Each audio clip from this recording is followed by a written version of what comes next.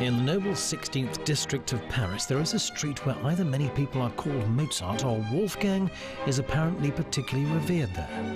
Otherwise, how else can it be explained that almost every shop, from the dry cleaners to the cheese store, uses Mozart's name? Perhaps purely from business interests.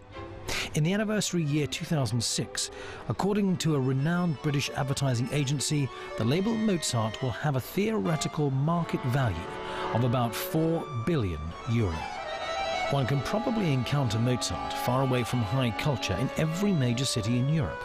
It's long been recognized that even outside Salzburg and Vienna, Mozart can be good for business, and one can soon and very easily become familiar with him. Every city has its own very individual approach to the genius from Salzburg.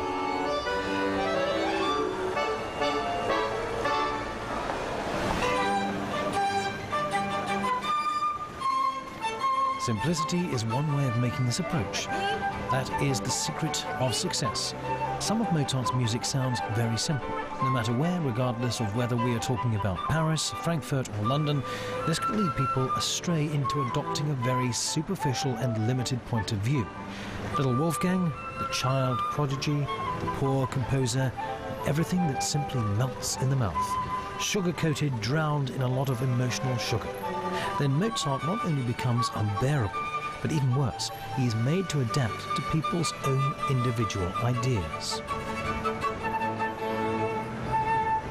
Away from the major capitals of culture, and similarly away from the great arts industries, people make music in Salzburg, of course. It goes without saying that these magnificent catchy tunes by Little Wolfgang are played here. However, Salzburg is also the center of international research on Mozart. Studies are undertaken and research carried out under the auspices of the International Mozarteum Foundation. Many assumptions are also made. Even in these rooms where people are very seriously concerned with Mozart, the subjunctive form is the constant companion of all studies. Several floors under the Mozart residence, there is a room that is hermetically sealed off from the surroundings. It is unspectacularly described as the autograph cellar. Besides some original manuscripts of Mozart's compositions, which the International Mozarteum Foundation have acquired for incredibly high prices, the majority of Mozart's letters are preserved here. The custodian of these treasures is characterized by having spent 3 decades of living together academically with various members of the Mozart family. I think the reason is that Mozart was simply a genius, but he was also a very human genius, and he had very definite human sides to his character. We know that Mozart loved life, that he loved the ladies, that he enjoyed eating and drinking well, and that he simply loved to live. He not only loved music, he also loved life, and he turned this to his advantage. He lived well practically until the end of his life, even though he had financial problems because he spent more money than he had. But he earned well. In the 19th century, an image of him was created of the misunderstood genius who was treated badly by his contemporaries. In the 20th century, it was the opposite. His scales tipped in the other direction. He was seen only as the man who wrote obscene letters to his little cousin, and that he was a womanizer. I think it is high time for the balance to be restored. Mozart was in fact both. Mozart was both. Is it therefore merely a very personal matter of mood that makes us decide either on Herr Mozart or for Little Wolfgang? Herr Mozart and the fact that we cannot comprehend him may make us shudder. What does the conductor Nicholas Harnoncourt have to say? For me, there is something uncanny about him. The very convenient trivialization of the genius, as propagated highly professionally in Salzburg, is, one might say, free of side effects, causes no headaches, does not pose any unanswerable questions, and miraculously melts sticky sweet in the mouth. Yet the question is raised whether there is indeed any comprehensible connection between a sheet of paper containing Mozart's handwriting that was acquired by auction for €40,000 and the marketing of Mozart that creates turnover amounting to billions with its consciously distorted depiction of Mozart. Why does Mozart function in a snow glass, and if so, what is its deeper meaning? Would a chocolate Shakespeare also be a mega seller? What does it mean to say that one owns an original manuscript by Mozart?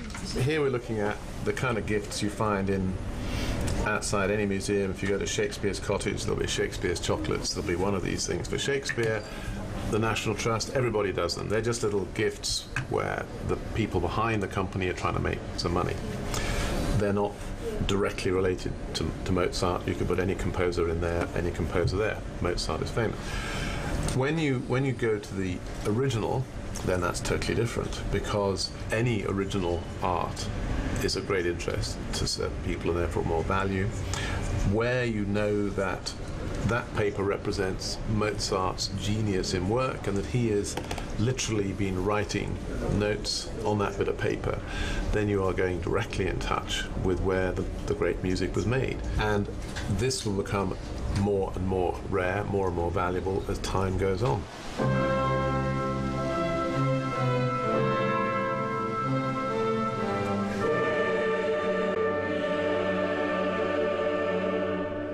A look back in history shows that Wolfgang Mozart's market value in the years he was in Salzburg between 1773 and 1780 had to be regarded as rather modest.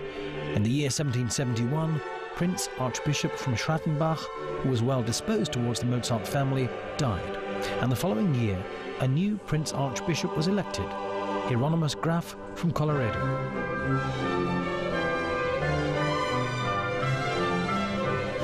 An icy and unpleasant wind was not blowing in the faces of father and son Mozart. Nevertheless, it would be wrong to assume that Colorado did not appreciate Wolfgang Mozart. He was well aware what kind of jewel was shining forth in gloomy Salzburg.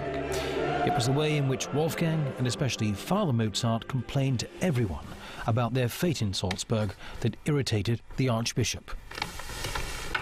Colorado demanded that at least the father, who was after all appointed as court conductor, should carry out his duties while his son was travelling. The tensions between the powerful Prince Archbishop and Leopold became unbearable for the latter. He was only able to let off his true feelings to his son, who was far away. By the way, I do indeed hope that after your mother had to die in Paris, you do not also wish to have bringing about the death of your father on your conscience. To be brief, my debts have to be paid. After the reception, you will leave. Despite further pressure from his father, Wolfgang Mozart tried to make his own way, at a distance from Salzburg. Already in 1778, he wrote from Paris to a friend. You know, my best friend, how much I hate Salzburg, and that Salzburg is no place for my talent. There is no theater there, no opera. If one really wanted to perform there, who would sing? Munich offered everything Mozart had to do without in Salzburg. Joie de vivre, people who were nice to look at, wore fashionable clothes, and as an essential factor, an extremely interesting musical life with the leading artists of Europe. In 1778, not only the Weber family with Mozart's old flame Aloysia had moved to Munich. Months earlier, the Elector of Mannheim, Karl Theodor, inherited the position of the deceased Elector of Bavaria and moved to Munich to take over the court there. He also took his orchestra from Mannheim with him, thus making Munich the musical measure of quality for other cities.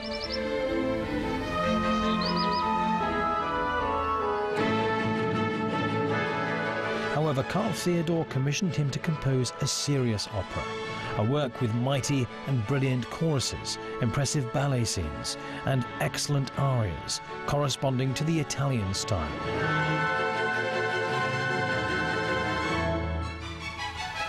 Even during the rehearsals for Idomenea, the Elector was full of praise. I was completely surprised. No music had ever had such an effect on me. This is magnificent music. The premiere of Idomeneo took place on 29th of January 1781 in the Residence Theatre in Munich.